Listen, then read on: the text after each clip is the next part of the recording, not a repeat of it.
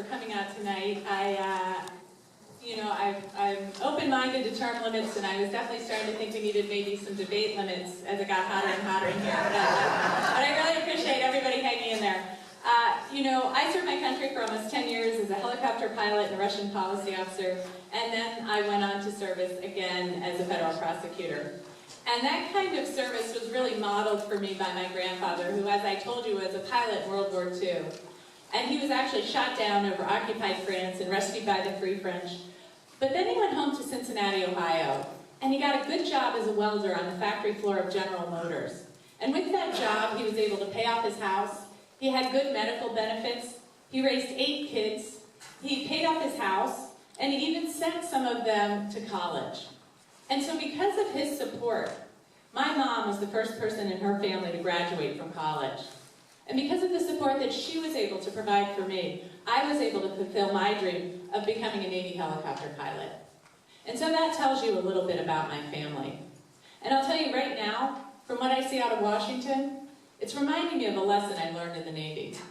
The worst thing you can do in the United States Navy is to run a ship aground. And yet, often, when you investigate that, you find that people on the bridge of that ship knew that it was going to run aground, and they didn't say anything.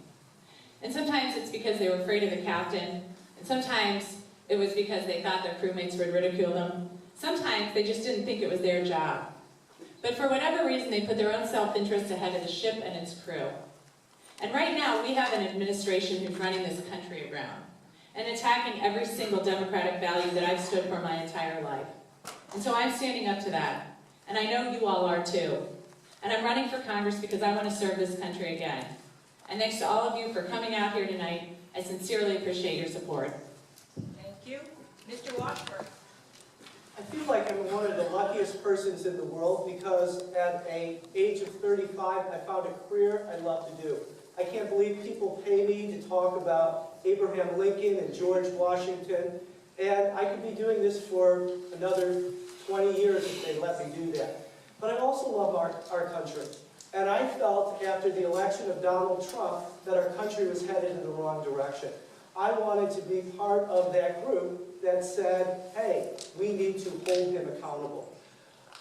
Some of you might be saying, hey, this guy sounds a little liberal, right? Should I be voting for him? But I think, I teach political science, so if you don't mind, I'm going to put on my political science hat for a while. People aren't voting anymore. Every election, we see less and less people voting. It used to be that if you wanted to win elections, you went to the middle. But the middle is kind of disappearing. Nowadays, the advice is if you want to win elections, and we all want to win elections, you should pick somebody who is going to energize the base with new ideas. If you agree with me that Donald Trump should be impeached, if you agree with me that the employer-based insurance program is not working, that we should head towards Medicare for all, vote for me. And if you think that we spend too much money on elections, well, you have somebody this time who's not taking money. You have a choice. And I hope you consider voting for me. Thank you. Mr. Colbert. Thank you. And thank you, everybody. When I heard a reporter with disabilities being abused, being made fun of, that was wrong. When I heard a Gold Star family being disrespected, I knew that was wrong.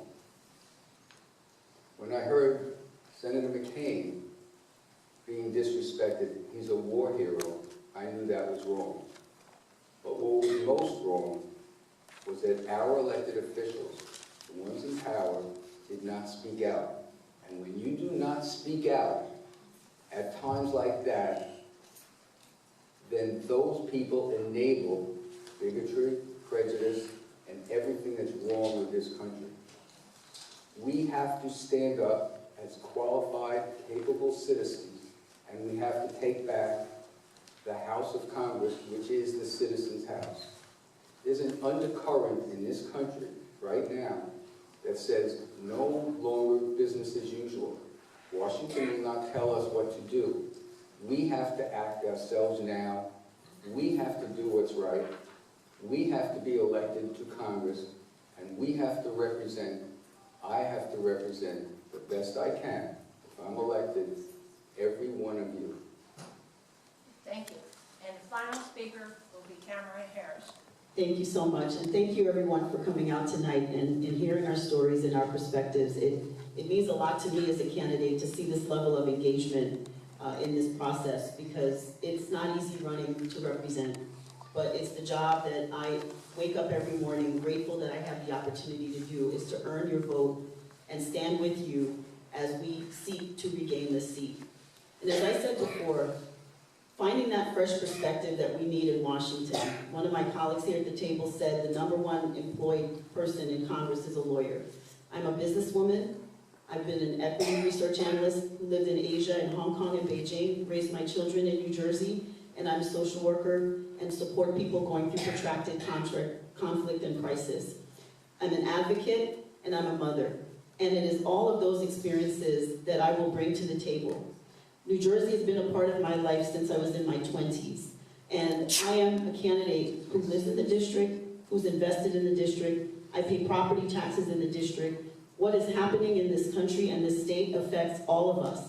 And I am standing up with you, as I did in Mendham Township, and I will continue to do throughout this district, because we have to preserve the rights that we have worked so hard to secure for ourselves in this country. Civil rights, economic mobility, opportunity, education, protection for our people in this country.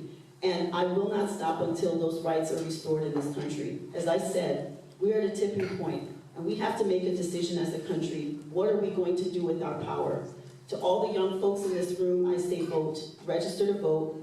Tell your friends to register to vote, because it is the most important right that we have now in this country. And I stand with the citizens of this district to fight for our community, our future, and our country. Because as Martin Luther King said, we may have come in different ships, but we're all in the same boat right now.